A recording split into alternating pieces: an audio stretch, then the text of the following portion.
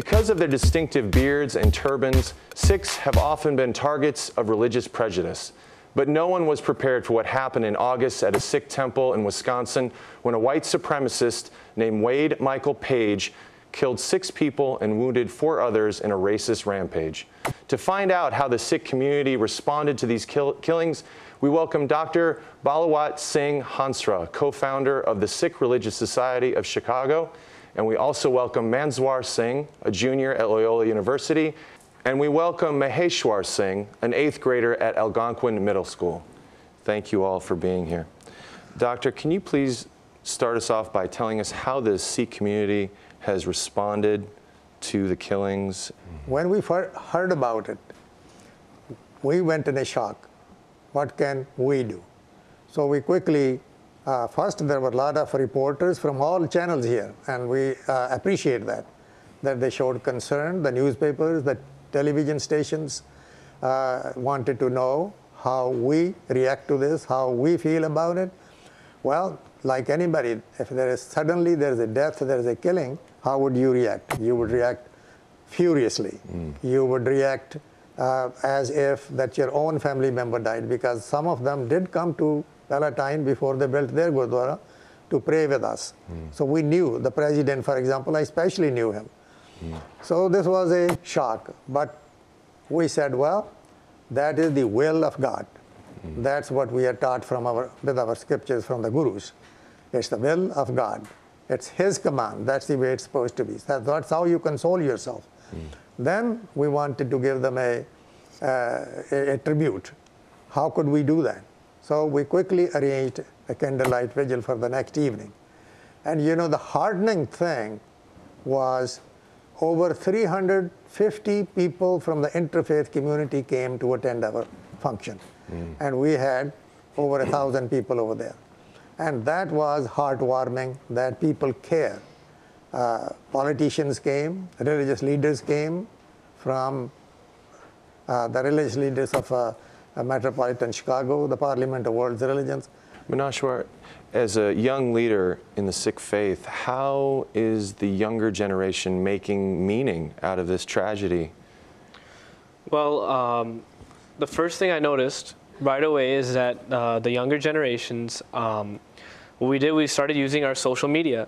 So as soon as we started hearing about these reports, it was all over Facebook and Twitter. People changing their profile pictures to show support for, and even non-Sikh people as well, changing their profile pictures to support for minorities and especially the Sikh community in light of these events. So very quickly that awareness was spreading, and every few hours there's a new article, and I feel like the younger generations, especially in the Sikh community, did a good job of spreading awareness of Sikhism using their tools at their hand. Because especially for the people in Chicago and especially in Wisconsin, they're like our brothers and sisters. I have friends from the Oak Creek Gurdwara that were affected by this. One of them lost their mother. So I'm very close with these people, and there's a lot of Sikh camps, and it's just and all over the nations. So I mean, we get to know each other very well. So it's it strikes right in the heart.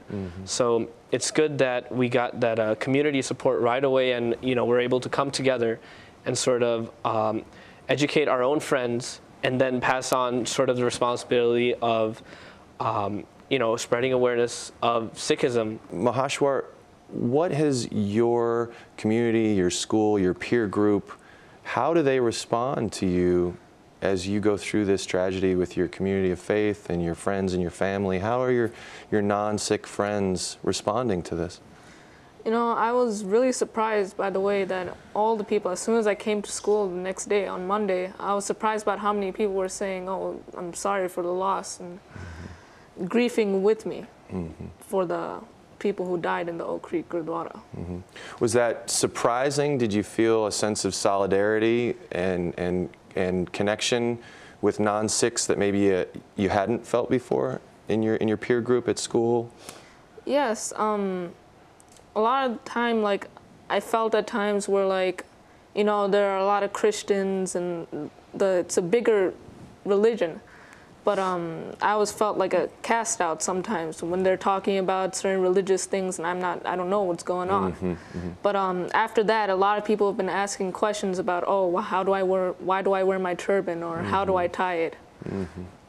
And do you feel that that has led to some positives around understanding in your peer group and kind of 8th graders and freshmen, high school aged kids? Yes, I think there's a lot less of they don't pick on people as much after they saw that. And a lot of my friends watched the news that day, and they were surprised that happened at a religious temple. Dr. Hansra, what does the Sikh faith teach about forgiveness?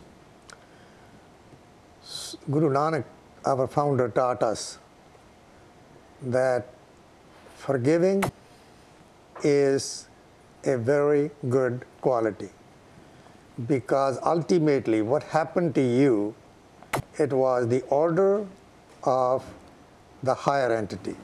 That's the way it was supposed to be. You and I have no control over that. But let me say how it affected us. Our place, any Gurdwara, you know, earlier from the very beginning, each Gurdwara is supposed to have 4 doors. Gurdwara is very open.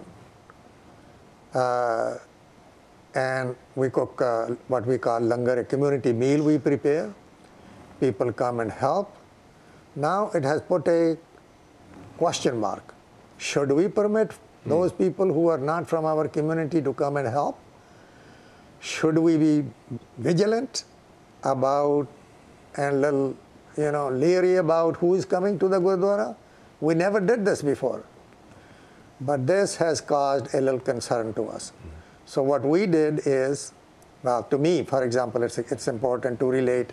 I received, addressed to me, sent to my Gurdwara, a 7-page letter, like a hate crime, like a hateful letter.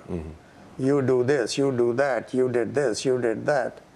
And I called the Department of Justice because of my connection with them. They connected me with the FBI. FBI told me to go to my local police. I went there, they were very nice. I asked them to come and make a survey and see how we can protect ourselves. And this was before the massacre? No, or since the massacre? This is after that. But the way our principles are, the teachings of the Gurus are, we are very welcoming, we are very open, we are very peaceful, very considerate. Anybody can come and have a community meal with us. You don't have to be a Sikh. Manashwar, you spoke a year ago on this program about the dagger that you wear in your headdress and how it represents not an attacking symbol but a defensive one. How are you and your peer group using that symbolism in this new world post the tragedy to create safety in a sacred place and be open, but knowing that there's dangers that lurk? I think it's just more of like a wake-up call. I mean, the Kirpan, as you spoke about, it stands for standing up against injustice and, you know, being strong in yourself enough to take on the responsibility of helping out, not even just around you, but to actually extend your hand out to others who may need help. And in this case, we sort of need to help ourselves. And I think in regards to defending ourselves in that sort of sense, I think how we're using that is more of as a wake-up call to go back and look at our religion and its meanings, and, you know, sort of creating a stronger bond there. So through that bond, we become stronger, strong enough to actually go up and introduce ourselves to people, walk with our heads up rather than staring at the floor.